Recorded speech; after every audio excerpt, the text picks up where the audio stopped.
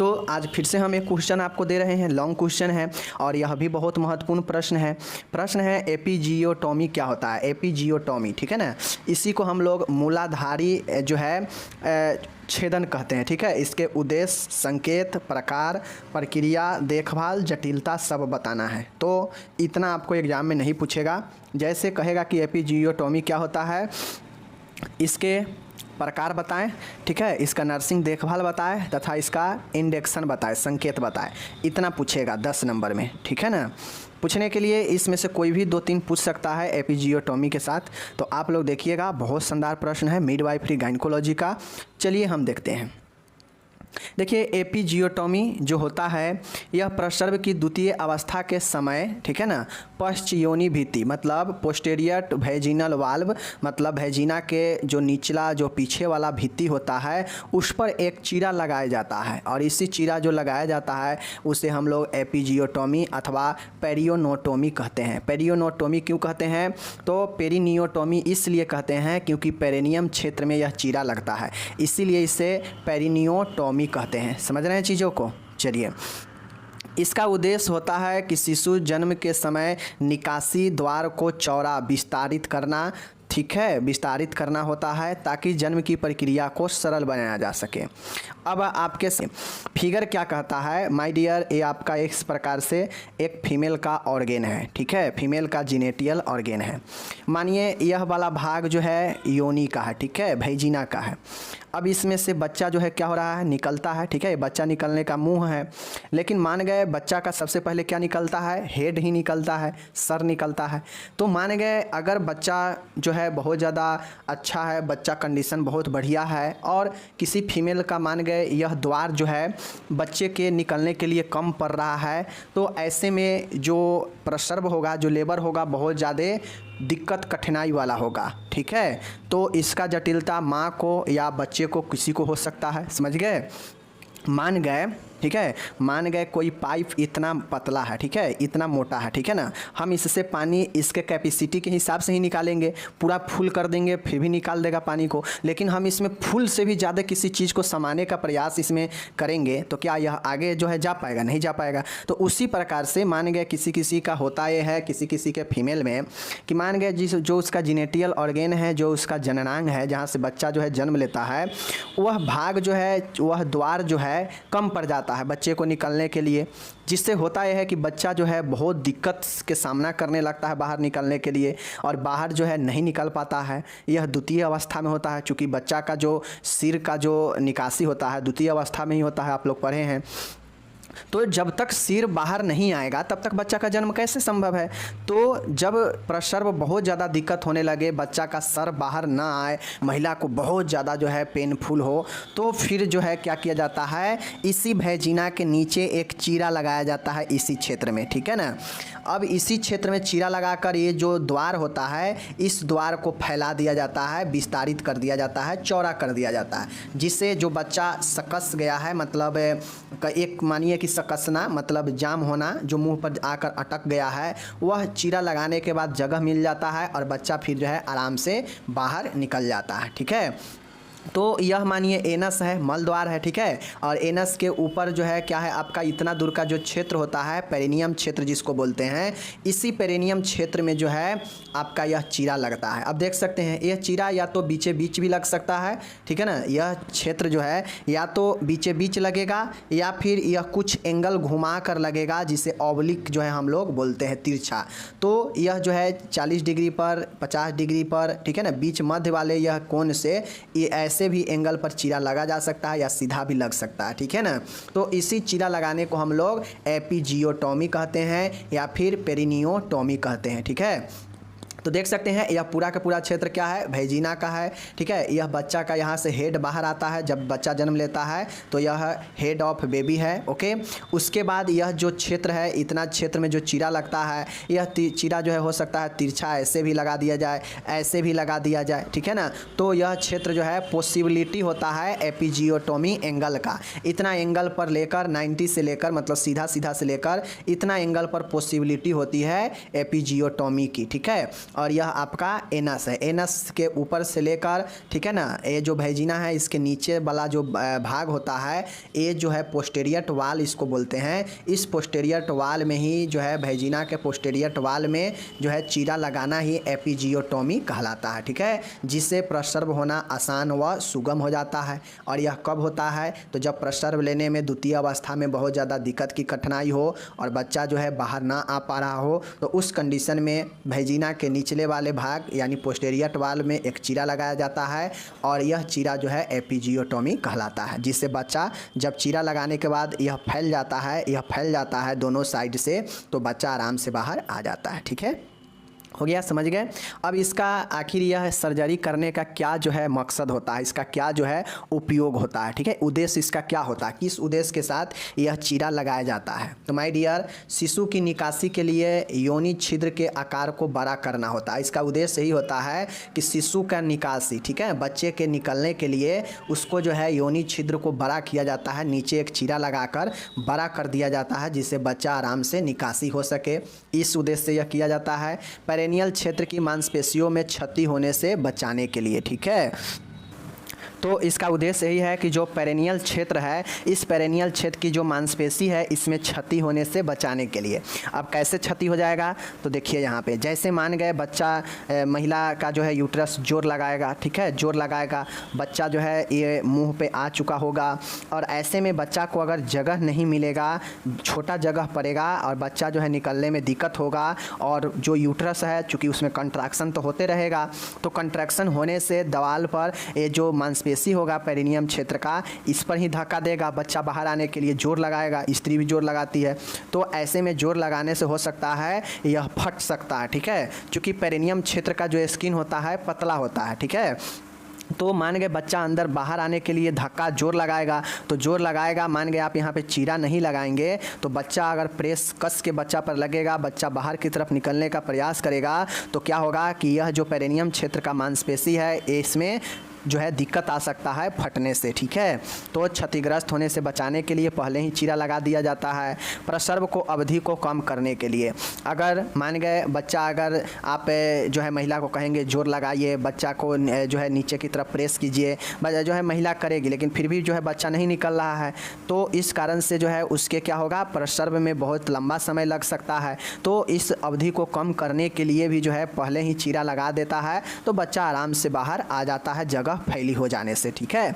तो यही हमारा इसका उद्देश्य होता है मेनली। तो मेनली तीन ही उद्देश्य है, छिद्र को बड़ा करना जिससे बच्चा आराम से निकल जाए, पेरिनियल क्षेत्र को मांसपेशी को कोई डैमेज होने से बचाने के लिए, प्रसव को अवधि को कम करने के लिए यह जो है किया जाता है, यह चीरा लगाया जाता है, ठीक है। संकेत, इंडिक्शन देख लीजिए। इंडिक्शन मतलब संकेत, संकेत का मतलब होता है प्रथम प्रसव, प्रीमिग्राविडा, ठीक है ना, प्राइमिग्राविडा, ठीक है ना, जो कहिए आप, प्रीमिग्राविडा कहिए या प्राइमिग्राविडा कहिए, ठीक है, इसको प्रथम प्रसव बोला जाता है। प्रीमिग्राविडा को प्रथम प्रसव बोला जाता है, ठीक है। कोई स्त्री अगर प्रथम बार बच्चे को जन्म दे रही है तो उसे प्रथम प्रसव ही बोला जाता है, उसे प्रीमिग्राविडा बोलते हैं। और ख़ासकर जो प्रथम बार बच्चे को जन्म दे रही होती है उसको यह प्रॉब्लम ज़्यादा आता है, ठीक है ना। तो प्रीमिग्राविडा स्त्री के मूलाधार का कठोर, नॉन इलास्टिक होना, ठीक है, मूलाधार का कठोर होना जो शिशु को नीचे खिसकने से रोकता है, यह एपिजियोटोमी का प्रमुख संकेत है। माय डियर, मान गए कोई जो है कोई फीमेल है और वह नए जो है अभी प्रथम बार ही बच्चे को जो है जन्म दे रही है, उसका वह जो है प्रथम गर्भ अवस्था है, तो ऐसे में वह प्रथम बार बच्चे को जन्म दे रही है तो उसको कोई एक्सपीरियंस नहीं होगा, उससे पहले उसका कोई बच्चा नहीं जो है हुआ है, तो जिस रास्ते से बच्चा आता है उस रास्ते में चूँकि उसका जो पेरिनियम क्षेत्र होता है मूलाधार वाला, जो अभी ऊपर बताए हैं, एनस से ऊपर और वैजिना से नीचे वाला जो दोनों के बीच में जो क्षेत्र है वह पेरिनियम क्षेत्र है। तो वहाँ पे जो उसका जो कठोर होने के कारण, चूँकि वह प्रथम बार प्रसव के पीरियड में है, कंडीशन में है, प्रथम बार जन्म दे रही है बच्चे को, तो वह कठोर रहता है, ठीक है, वह कठोर रहता है, उससे पहले कुछ हुआ नहीं है, तो वह कठोर होने से बच्चे को जो है बाहर निकलने से, नीचे खिसकने से रोकता है, वह वाला क्षेत्र पेरिनियम क्षेत्र, तो उस पर रोकता है। इसलिए वहाँ पे एक चीरा लगा देते हैं जिससे वह क्षेत्र बड़ा हो जाता है, मुंह बड़ा हो जाता है भेजिना का, और बच्चा आराम से निकल जाता है। और यह जो है एपिजियोटोमी का, ठीक है ना, प्रमुख संकेत होता है। जहाँ पे प्रथम बार प्रसव होता है प्रीमिग्रीविडा में, यह एपिजियोटोमी प्रमुख रूप से किया जाता है। तो यह प्रथम संकेत होता है, ठीक है, और यह प्रमुख भी होता है। चूँकि उसका मूलाधार पेरिनियम नॉन इलास्टिक होता है, यानी कठोर होने के कारण, इलास्टिक होगा तो आराम से फैल जाएगा और बच्चा निकल जाएगा, लेकिन कठोर हो रहता है, नॉन इलास्टिक रहता है वो, इसीलिए उस पर चीरा लगाया जाता है, ठीक है। माँ अथवा शिशु को कष्ट से बचाना, अर्थात द्वितीय अवस्था की अवधि को कम करना। अब इसका जो है संकेत यह भी होता है इंडेक्शन। इंडेक्शन के मतलब होता है संकेत। संकेत का मतलब है कि एपिजियोटोमी कहाँ करने का जो है संकेत देता है कि किस कंडीशन में एपिजियोटोमी किया जाएगा, और वही कंडीशन संकेत होता है, ठीक है। तो माँ तथा शिशु को कष्ट से अगर बचाना है, द्वितीय अवस्था की अवधि को कम करना है, यानी जल्दी प्रसव करवा लेना है, तो क्या करना होगा, एपिजियोटोमी एक अच्छा और एक संकेत वाला जो है यह होता है, ठीक है। किसी असमान प्रसव ब्रीच लेवर की स्थिति में, कोई अगर असमान प्रसव हो, मतलब प्रसव होने में कोई दिक्कत हो, असमान हो, सामान्य न हो, तो उस कंडीशन में भी यह किया जा सकता है। तो कुछ खास इसका संकेत है नहीं, आप लोग को मैं बता दिया कि नॉन इलास्टिक यानी प्रीमिग्रीविडा वाले में किया जा सकता है और प्रमुख संकेत होता है। माँ और बच्चे को कष्ट से, अर्थात सेकेंड जो स्टेज है उसको अवधि को कम करने के लिए, और किसी असमान प्रसव में भी यह किया जाता है। समझ गए चीज़ों को, कोई दिक्कत नहीं। चलिए अब माय डियर इसका प्रकार, अब हमको प्रकार के बारे में भी बताना है कि एपिजियोटोमी के कितने प्रकार होते हैं, कितने प्रकार से चीरा लगाते हैं। तो एपिजियोटोमी का चीरा निम्न प्रकार से लगाया जाता है। मुख्यतः दो प्रकार से यह जो है चीरा लगाया जाता है, ठीक है। पहला है मेडियन। मेडियन के मतलब होता है मध्य, ठीक है। तो इसमें चीरा जो है मध्य रेखा पर लगाया जाता है। मैंने अभी ऊपर बताया कि क्रॉस वाला जो देखे हैं उससे नीचा एनस के जो बीच वाला जो क्षेत्र है इस पर लगेगा, या जो बिचला यहाँ पे 50 डिग्री ऊपर में दिया गया था उस वाले एंगल पर लगेगा, नहीं तो इस एंगल पर लगेगा। यह ऑब्लिक होता है, तिरछा, और यह सीधी मध्य रेखा के बीच में। तो एक चीरा या तो यहाँ से यहाँ इस पर लग सकता है, या तो एक सीधा चीरा लगेगा, यही दो चीरा होता है, ठीक है। मीडियन एपिजियोटोमी, इसमें चीरा मध्य रेखा मीडियन लाइन पर लगाया जाता है, जो कि मीडियन लाइन ऊपर अभी देखे हैं, ठीक है। दूसरा है मीडियोलेटरल एपिजियोटोमी। मीडियोलेटरल एपिजियोटोमी का मतलब क्या होता है, देख लीजिए। इस चीरों को मुख्य रूप से प्रयोग में लाया जाता है। इस प्रकार की सर्जरी में चीरा जो है मध्य रेखा पर लगाना प्रारंभ करते हैं, फिर इसे मलाशय से दूर पार्श्व की ओर और फिर नीचे की ओर ले जाते हैं, ठीक है। मतलब ए वाला जो चीरा होता है, इंसिजन होता है, यह शुरू तो करते हैं मध्य से ही, मिडिल पॉइंट से ही। भेजिना के नीचे वाला जो बाल है उसको मिडिल पॉइंट से ही शुरू करते हैं, लेकिन मध्य रेखा पर लगाना प्रारंभ करते हैं, लेकिन फिर जो है मलाशय से दूर, मतलब जैसे यहाँ मलाशय है और यहाँ जो है मध्य पॉइंट है भेजिना का, यहाँ से लगाना प्रारंभ करते हैं और मलाशय से दूर, मतलब इससे दूर इधर जो है लाते हैं, ठीक है। इससे दूर जो है ये ऐसे जो है परासर्व की ओर जो है इसे हम लोग नीचे की तरफ चीरा लगाते हुए लाते हैं। मतलब सीधा कहिए कि मलाशय से दूर मिडिल पॉइंट से शुरू करते हैं और मलाशय से दूर जो है तिरछी जो है हम लोग इसको चीरा लगाते हैं, ठीक है, नीचे की तरफ। तो यही हमारा मेडियो, ठीक है ना, यही हमारा मेडियोलेटरल एपिजियोटोमी है। लेटरल के मतलब ये होता है पार्श्व, ठीक है। तो मेडियोलेटरल एपिजियोटोमी यही दो हो गया, ठीक है, कोई दिक्कत नहीं। आप फिगर में और भी देख सकते हैं, समझ सकते हैं। देख लीजिए, ये हो जाएगा अगर इस मिडिल पॉइंट से, यह एनस है, देख सकते हैं यह एनस है, तो यहाँ से ये डायरेक्ट अगर बीच में लगा देगा तो ये हो जाएगा मीडियन।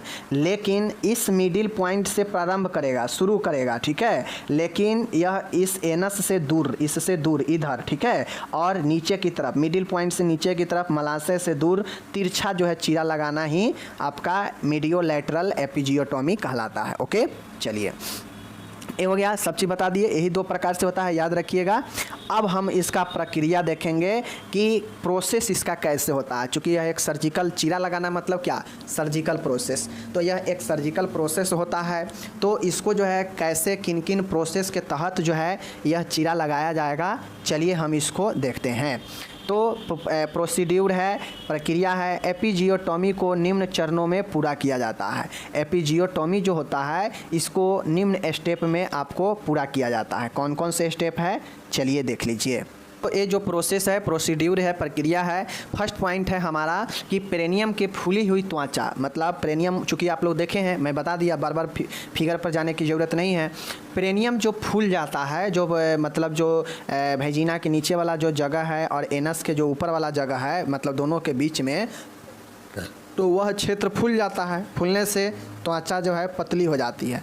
पतली होने से होता यह है कि उसका जो पेरेनियल क्षेत्र होता है उसे हम लोग एंटीसेप्टिक घोल के सहायता से बीज संक्रमित करते हैं। ठीक है, उसको क्या करेंगे, पहले चीरा लगाने से सबसे पहले हम उसको क्या करते हैं, एंटीसेप्टिक सॉल्यूशन से साफ़ करते हैं। और यह कॉमन बातें हैं, कोई भी चीज़ों को प्रोसीड्यूर करने से पहले उसको साफ़ कर लेते हैं। ठीक है, दूसरा पॉइंट है, एपिजियोटॉमी करने से पूर्व रोगी को लोकल एनेस्थेसिया 1 पॉइंट का जाइलोकॉन या लिंगोकेन 10 ml त्वचा पर उपयोग की जाती है। ठीक है, अब हम लोग जानते हैं कि एनेस्थेसिया में जाइलोकेन होता है, लिंगोकेन होता है, यह जेल होता है।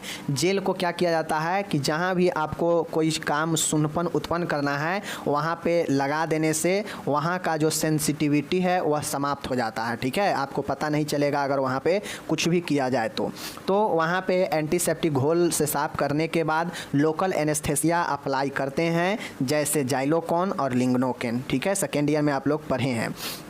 तीसरा है, इसके बाद योनि में 2 उंगलियों को प्रवेश कराया जाता है तथा एपिजियोटॉमी वाले स्थान के दोनों तरफ सुई को, ठीक है ना, सुई को पेशियों में 4 से 5 सेंटीमीटर तक इंसर्ट करके एनेस्थेसिया का इनफिल्ट्रेशन किया जाता है। लोकल एनेस्थेसिया का प्रभाव 3 से 5-4 मिनट हो जाता है। अब माय डियर, जो तीसरा पॉइंट है, कहता है कि योनि के अंदर 2 उंगलियों को प्रवेश कराया जाता है, वेजिना के अंदर। ठीक है, तथा एपिजियोटॉमी वाले स्थान के दोनों तरफ सुई को, इंजेक्शन को पेशियों में 4 से 5 सेंटीमीटर तक इंसर्ट की जाती है। ठीक है, डाला जाता है। एनेस्थेसिया का फिल्ट्रेशन किया जाता है 4 से 5 सेंटीमीटर तक यह डालकर। अब फिल्ट्रेशन करने से होता यह है कि जो एनेस्थेसिया का प्रभाव होता है वह 3 से 4 मिनट में जो है यह प्रभाव होता है। ठीक है, तो ये तीसरा पॉइंट है कि प्रभाव को कम करने के लिए यह जो है किया जाता है। ठीक है, कम करने या बढ़ाने के लिए। चौथा है, एपिजियोटॉमी में चीरा लगाने के लिए विशेष एपिजियोटॉमी सीजर का उपयोग किया जाता है। अब पर्सनली एपिजियोटॉमी करने के लिए इसका एक अलग से सीजर आता है, कैंची जिसको बोलते हैं, तो वह पर्सनली एपिजियोटॉमी करने के, चीरा लगाने के लिए ही जो है सीजर वह उपयोग किया जाता है। चौथा पॉइंट। ठीक है, पांचवा है, कैंची को वेजिना भित्ति, मतलब वेजिनल वाल्व, ठीक है ना, योनि भित्ति के ऊपर रखा जाता है। वह चीरा जो है तीव्र गर्भाशय संकुचनों के मध्य लगाया जाता है, चूँकि संकुचन के मध्य पेरेनियल ऊतक खींचे हुए होते हैं। माय डियर, पांचवा ये कह रहा है कि ये जो चीरा लगाया जाता है कैंची के द्वारा लगाया जाता है। इसमें कैंची को, चूँकि हम लोग देखे हैं कि मिडिल पॉइंट से हम लगाना शुरू करते हैं, चाहे हम बीच में लगाएं या तिरछा चीरा लगाएं, लेकिन शुरू कहाँ से करते हैं, मिडिल पॉइंट से ही। तो वहाँ से बीच से हम जो है कैंची भिराते हैं और वहाँ से शुरू करते हैं यह चीरा लगाना। ठीक है, तो पाँचवा पॉइंट ये हो गया। छठा प्रोसेस में है, चीरा लगाते समय शिशु के सिर को सुरक्षित रखने के लिए दूसरे हाथ की उंगलियों का प्रयोग किया जाता है। चूँकि शिशु का तो प्रेशर लगेगा ही लगेगा, उस पर यूट्रस जो है, यूटेराइन जो एक्शन होगा, गर्भाशय जो संकुचन होगा, वह शिशु पर दबाव डालेगा ही डालेगा बाहर धकेलने के लिए। तो शिशु को, सिर को सुरक्षित करने के लिए एक हाथ से जो है उसे हम लोग देखते हैं और दूसरे हाथ से हम क्या करते हैं, दूसरे हाथ से जो है हम उसके जो है क्या करते हैं, चीरा लगाते हैं। ठीक है, तो उधर बच्चा के सिर को भी सुरक्षित करना है और इधर चीरा लगाना भी ज़रूरी है। 7वां है एपिजियोटॉमी के पश्चात शिशु के सिर व बाकी शरीर की डिलीवरी तुरंत की जाती है।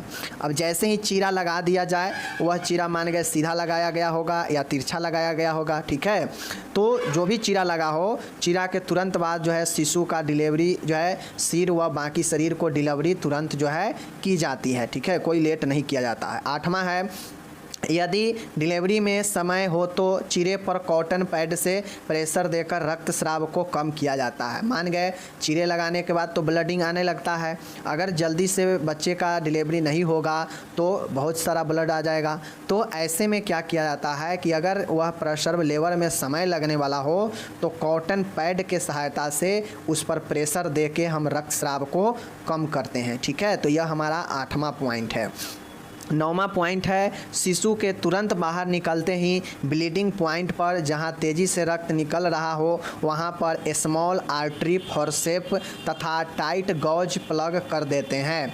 अब जहां चीरा लगाया गया हो और वहां पे जहां पे ब्लीडिंग अगर ज़्यादा हो, उस ब्लीडिंग पॉइंट पर तेज़ी से अगर ब्लड निकल रहा हो तो वहां पे आर्टरी फोर्सेप्स कर देते हैं या टाइट जो है गॉज प्लग जो है हम लोग कर देते हैं, जिससे ब्लीडिंग आना बंद हो जाता है। ठीक है, 10वां है माय डियर शिशु के प्रसव व अपरा निष्कासन के बाद एपिजियोटॉमी की मरम्मत अथवा टाँके लगाए जाते हैं।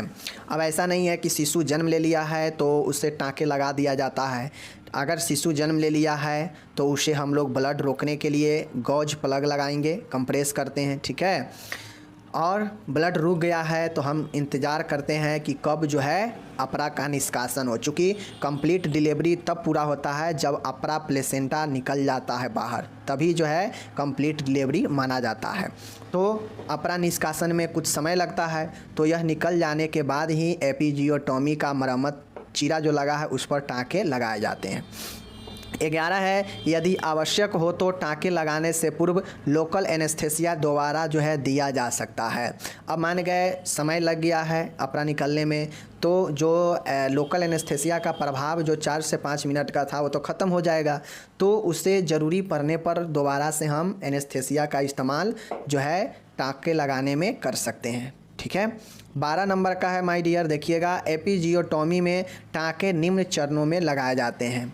और जब एपिजियोटॉमी हो जाता है तो उसमें जो टाँके होते हैं वह निम्न तरीके से लगाते हैं। योनि म्यूकोसा में, ठीक है, सबसे पहले वेजिनल म्यूकोसा में यह टाँका लगाया जाता है, समझ गए। उसके बाद पेरेनियल मसल्स अधस्वत्वचीय ऊतक में, मूलाधारीय मांसपेशी में, ठीक है ना, अधस्वत्वचीय में टाँका पेरेनियल मसल्स में लगाया जाता है जहाँ पे चीरा लगा हो। एगो टाँका कहाँ लगेगा, वेजिनल म्यूकोसा में ही, यानी ऊपर ही योनि के म्यूकोसा में ही लगाया जाता है। दूसरा टाँका लगाया जाएगा पेरेनियल मसल्स में, जो कि वेजिनल से नीचे वाला होगा क्षेत्र। ठीक है, तो ये जो है इस टाइप से आपको जो है यह टाँका लगाए जाते हैं, इसको ध्यान में रखिएगा।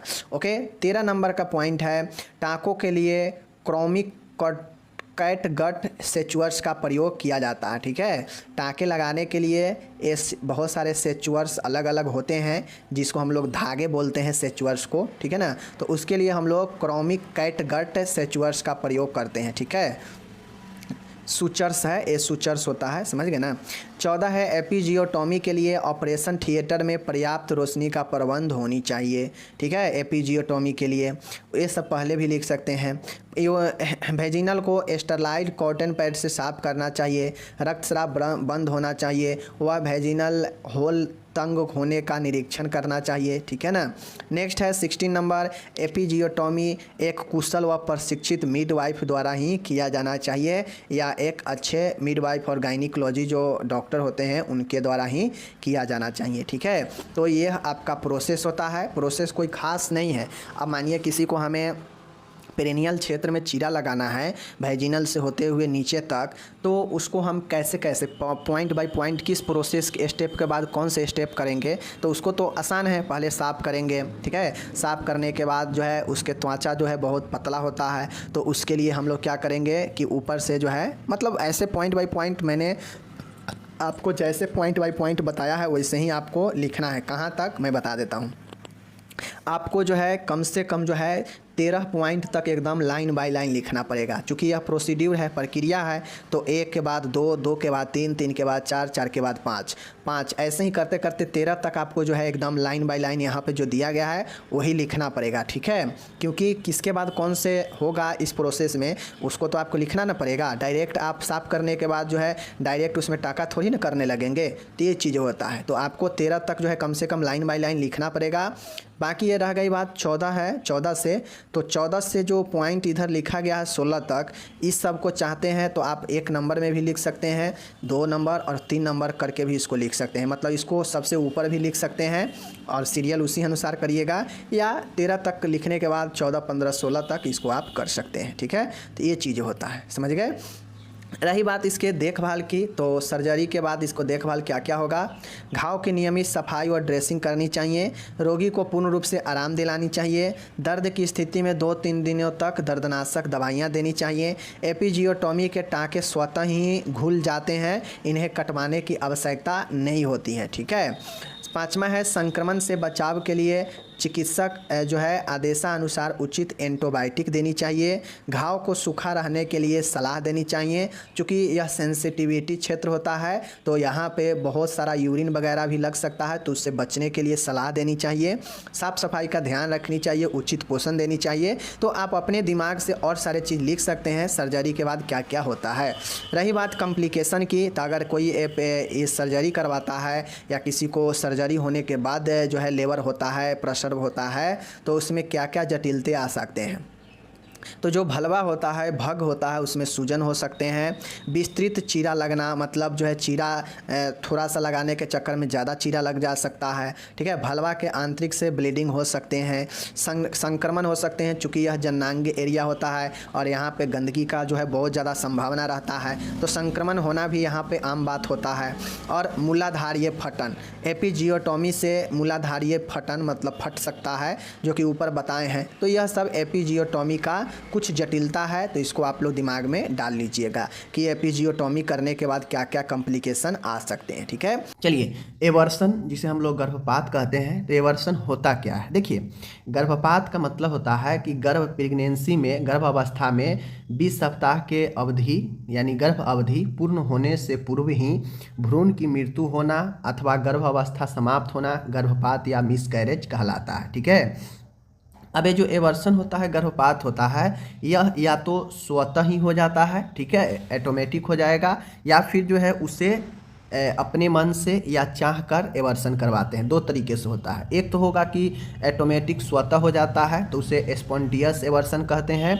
और जिसे चाहकर, जिसे इच्छा के द्वारा करवाया जाए किसी दवाई के द्वारा या सर्जिकल प्रोसेस के द्वारा, तो उसे हम लोग इंड्यूस्ड जो है एवर्सन कहते हैं, यानी प्रेरित जो है गर्भपात कहते हैं, प्रेरित गर्भपात कहते हैं, जिसमें हम लोग करवाते हैं। और स्वतः हो जाता है, वो ऑटोमेटिक हो जाएगा, उसमें किसी कारण से ऑटोमेटिक हो जाएगा, पता भी नहीं चलता है, ठीक है ना। तो बेसिकली यही गर्भपात का मतलब होता है कि 20 सप्ताह प्रेगनेंसी, गर्भ अवस्था या गर्भ अवधि के 20 सप्ताह से पहले ही जो है गर्भ का समापन हो जाना, ठीक है, गर्भ का समापन हो जाना या भ्रूण का मृत्यु हो जाना ही जो है मिसकैरेज या गर्भपात कहलाता है।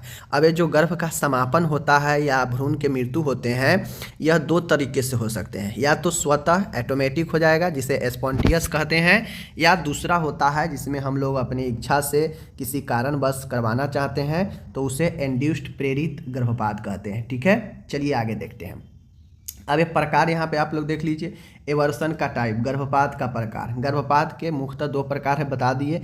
स्पॉन्टेनियस जिसमें स्वतः हो जाता है, और इंड्यूस्ड एवर्सन में जिसमें प्रेरित गर्भपात कहते हैं। इसमें किसी न किसी प्रोसेस, जैसे मेडिकल एवर्सन और सर्जिकल, मेडिकल में दवाई वगैरह का उपयोग किया जाता है गर्भ को गर्भपात करने के लिए, और सर्जिकल में सर्जरिकल प्रोसेस के द्वारा जब बच्चा भ्रूण जो है ज़्यादा समय हो जाता है और उसको गर्भपात कराने में दिक्कत होता है, तो दवाई वगैरह से नहीं होता है, तो उसमें सर्जरी प्रक्रिया के द्वारा उसे गर्भपात कराया जाता है, ठीक है।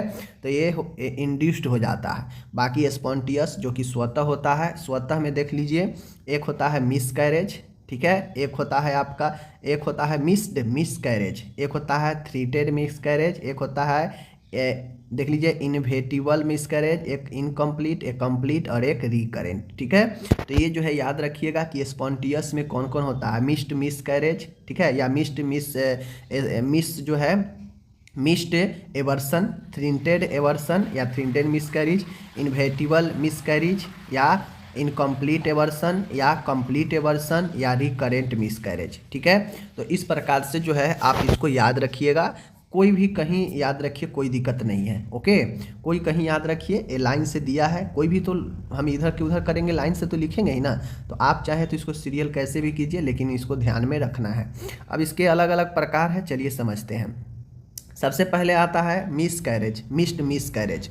इस प्रकार के गर्भपात में स्त्री को इसके लक्षण महसूस नहीं होते हैं, ठीक है, तथा गर्भ में भ्रूण की मृत्यु के बारे में ज्ञात नहीं होता है। इसका डायग्नोसिस धीरे धीरे गर्भावस्था के लक्षण समाप्त होने तक यूटेरिन ग्रोथ न होने से होता है। अब ये जो मिस्ड मिसकैरेज होता है, इसमें अगर जैसे स्वतः है, मतलब स्पॉन्टियस है, जिसमें ऑटोमेटिक हो जाता है, किसी दवाई या सर्जिकल प्रोसेस का जरूरी नहीं पड़ता है, तो ये मिस्ड मिसकैरेज जो है यह एक आपका स्वतः स्पॉन्टियस है। तो इसमें होता यह है कि जब इसमें गर्भपात होता है ना, तो चूंकि स्त्री को इसमें कुछ पता नहीं चलता है, महसूस नहीं होता है कि जो उसका गर्भ है वह एवर्सन गर्भपात हो चुका है, ठीक है, यानी भ्रूण का जो है ख़त्म हो चुका है अंदर, तथा गर्भ में भ्रूण की मृत्यु के बारे में ज्ञात नहीं होता है, ठीक है, तथा गर्भ में जो भ्रूण का मृत्यु होता है वो ज्ञात नहीं होता है, मतलब पता नहीं चलता है कि हमारे गर्भ के अंदर जो भ्रूण है वो डेथ कर चुका है, मृत्यु हो चुका है, यानी गर्भपात हो चुके हैं, ये महिला को पता नहीं चल पाता है। इसका डायग्नोसिस धीरे धीरे गर्भावस्था के लक्षण समाप्त होने तक यूटेराइन ग्रोथ न होने से होता है। अब इसका जो निदान होता है, इसका जो पता चलता है, धीरे धीरे जब गर्भावस्था के लक्षण समाप्त होने लगते हैं, मतलब जैसे जैसे प्रेगनेंसी आगे बढ़ता है गर्भावस्था,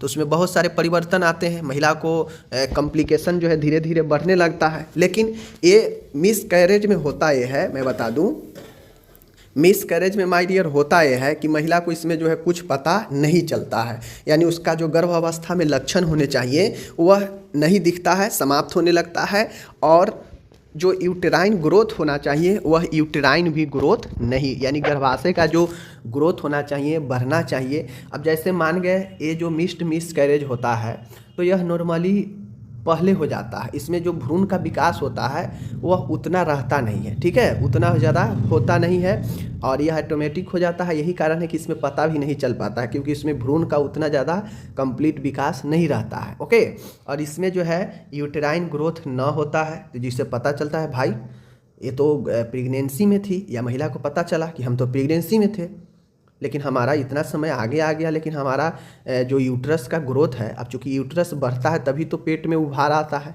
तो वो नहीं विकास हो रहा है, मतलब क्या दिक्कत है, तो वह स्वतः एवर्सन हो चुकी होती है। तो ये जो है लास्ट में पता चलता है जब गर्भाशय का विकास नहीं होता है, ठीक है, जब लक्षण उसको कोई नहीं दिखने लगते हैं, तब जाके ये होता है कि हाँ जो है एवर्सन हो चुका है स्वतः, ठीक है। तो ये मिस्ड मिसकैरेज होता है। आगे है थ्रीटेड एवर्सन। थ्रीटेड एवर्सन में होता यह है कि यह सर्वाधिक कॉमन गर्भपात की स्थिति है, जिसमें वैजिनल ब्लीडिंग एवं एब्डोमिनल क्रैम्प जैसे लक्षण प्रकट होते हैं। इस प्रकार की प्रेगनेंसी में कंप्लीट बेड रेस्ट से भ्रूण को बचाया जा सकता है, ठीक है। ये जो थ्रिंटेड एवर्सन होता है यह जो है कॉमन है, ठीक है, इसमें जो है आपके वैजिना से बहुत ज़्यादा ब्लीडिंग होता है, और एब्डोमिनल क्रैम्प जो पेट में ऐंठन टाप का जो दर्द होता है वो लक्षण प्रकट होते हैं, ठीक है। और इस प्रकार के जो प्रेगनेंसी में जो है, इस प्रकार की प्रेगनेंसी में कंप्लीट बेड रेस्ट से भ्रूण को बचाया जा सकता है। अगर थ्रीटेड एवर्सन का सिचुएशन आए, ठीक है ना, तो कंप्लीट बेड रेस्ट करके इसमें भ्रूण को बचाया जा सकता है थ्रीटेड एवर्सन में, ठीक है। तो जो थ्रीटेड है, थ्रीटेड का मतलब होता है संभावित, संभावित का मतलब होता है कि संभावना, मतलब ये संभावना जताया जा सकता है कि गर्भपात होने वाला है, ठीक है, जिसमें ब्लीडिंग होने लगता है, एब्डोमिनल क्रैम्प होने लगता है, ठीक है ना, पेट में ऐंठन टाइप से होने लगता है, जो संभावना प्रकट करता है गर्भपात का। तो ये जो थ्रीटेड एवर्सन होता है इससे बचाया जा सकता है, ठीक है, थ्रीटेड एवर्सन को बचाया जा सकता है चिकित्सीय सहायता लेकर कंप्लीट बेड रेस्ट करके, ठीक है, क्योंकि यह संभावना प्रकट कर देता है। और यह संभावना कैसे प्रकट करता है? वैजिनल ब्लीडिंग होने लगता है, एब्डोमिनल क्रैम्प होने लगता है, और यह कॉमन है, ठीक है। और इसमें जो है गर्भ को हम बचा सकते हैं कुछ चिकित्सीय सहायता और बेड रेस्ट करके, यही संभावित एवर्सन होता है, ठीक है। तीसरा क्वेश्चन है यहाँ पे इनएविटेबल एवर्सन, ठीक है। इनएविटेबल जो एवर्सन होता है, देख लीजिए। अब यहाँ पे मैं आपको बता दूँ, जो इनएविटेबल एवर्सन होता है अपरिहार्य, ठीक है ना।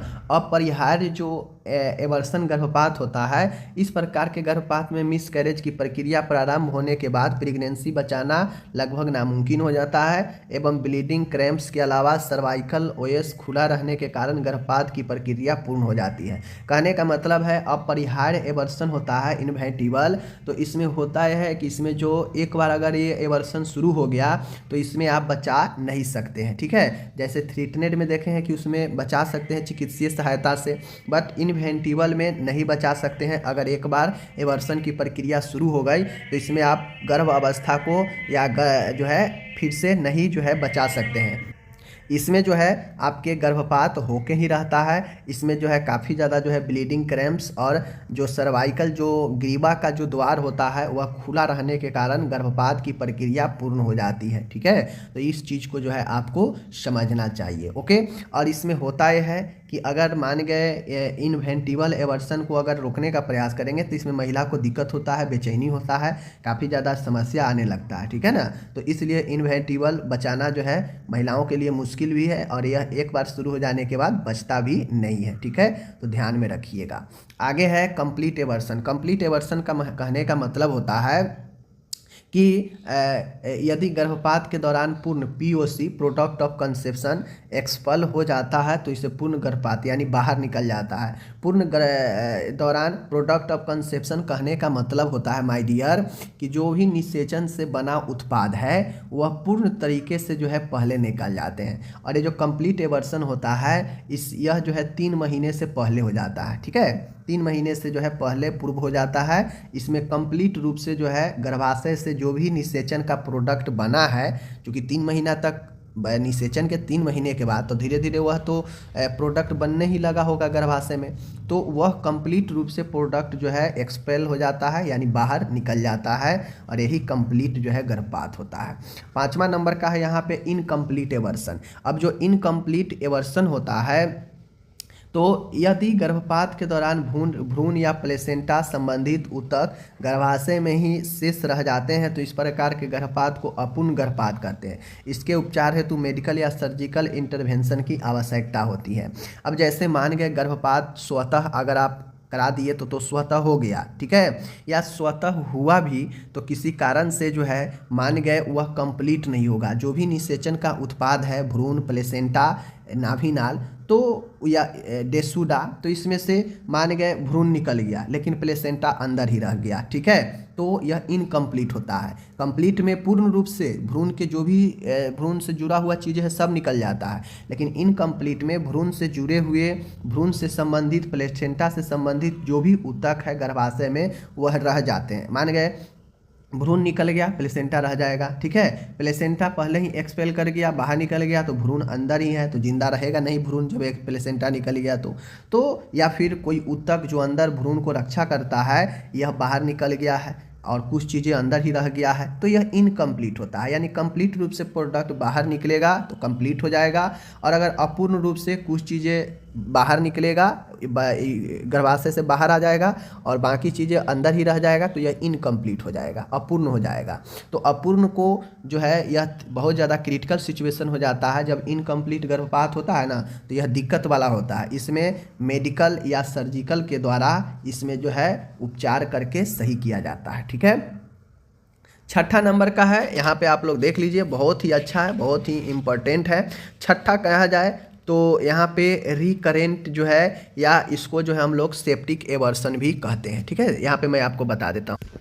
तो जो रिकरेंट एवर्सन होता है मैं बता दूं, जो संक्रमण वाला जो होता है ना, संक्रमण वाला जो अगर गर्भपात होता है तो वह उसे हम लोग सेप्टिक एवर्सन कहते हैं। सेप्टिक एवर्सन में होता यह है कि गर्भाशय तथा भ्रूण में संक्रमण हो जाने से, ठीक है, गंभीर स्थिति बनती है और उस स्थिति में जो है गर्भपात अगर होता है तो उसे हम लोग क्या कहते हैं, सेप्टिक एवर्सन कहते हैं, ठीक है, संक्रमण या विषाक्त गर्भपात। ओके, उसको 7वां पॉइंट आप लिखिएगा। एक लेकिन छठा जो है रिकरेंट एवर्सन जो है, इसमें होता यह है कि यदि महिला में पहले से कोई मेडिकल समस्या हो, जैसे थायराइड समस्या, संक्रमण की समस्या या सर्जिकल समस्या, या फिर जो यूटेराइन फाइब्रॉइड होता है, यूट्रस में फाइब्रॉइड का बन जाना, यूटेराइन फाइब्रॉइड जो होता है उसके कारण बार बार गर्भपात हो रहा होता है, या गुणसूत्रीय समस्या के कारण, या महिला या पुरुष किसी में गुणसूत्रीय समस्या के कारण भी जो है बच्चा ठीक ढंग से गुणसूत्रीय रूप नहीं ले पाता है, जिसके कारण बार बार जो है महिला को जो है गर्भपात होता है, तो उसे रिकरेंट एवर्सन कहते हैं। देखिए, किसी भी समस्या के कारण, चाहे वो थायराइड हो, संक्रमण हो, या फिर कहा जाए तो संक्रमण वाला तो सेप्टिक हो जाएगा, उसको अलग लिख दीजिएगा, लेकिन कोई मेडिकल चिकित्सीय समस्या के कारण, या फिर यूटेराइन फाइब्रॉइड हो जाने के कारण, या फिर कहा जाए तो उसको जो है गुणसूत्रीय समस्या के कारण, विकार के कारण अगर बार बार गर्भपात होता है तो उसे ही हम लोग रिकरेंट जो है एवर्सन कहते हैं, बार बार गर्भपात होना, ठीक है। तो इस प्रकार से मैंने, और 7वां आप लोग लिख लीजिएगा सेप्टिक गर्भपात, ठीक है, सेप्टिक गर्भपात, ठीक है, सेप्टिक गर्भपात। तो ये आप लोग जो है सेप्टिक वाला बता ही दिए कि संक्रमण के कारण अगर गर्भपात होगा तो वह सेप्टिक वाला होगा, ठीक है। तो इस प्रकार से आपका 7 प्रकार मैंने बता दिया गर्भपात का, और आपको अच्छे से इसको नोट्स बनाना चाहिए, समझना चाहिए। और मैं ये जरूर कहूँगा कि इससे पहले जो मैं 14 वीडियो तक पढ़ा चुका हूँ उसको भी जरूर कंप्लीट कीजिए। जब रिवीजन होगा तो मैं तो कंप्लीट कराऊंगा ही, लेकिन अभी आप पढ़ रहे हैं समझने के लिए, आप जरूर 15 को क्लियर कीजिए। फर्स्ट ईयर सेकेंड ईयर में कम नंबर है तो आप थर्ड ईयर में 2 ही विषय है, इसको अच्छे से कंप्लीट करके नंबर को मैनेज कर सकते हैं। ओके, धन्यवाद।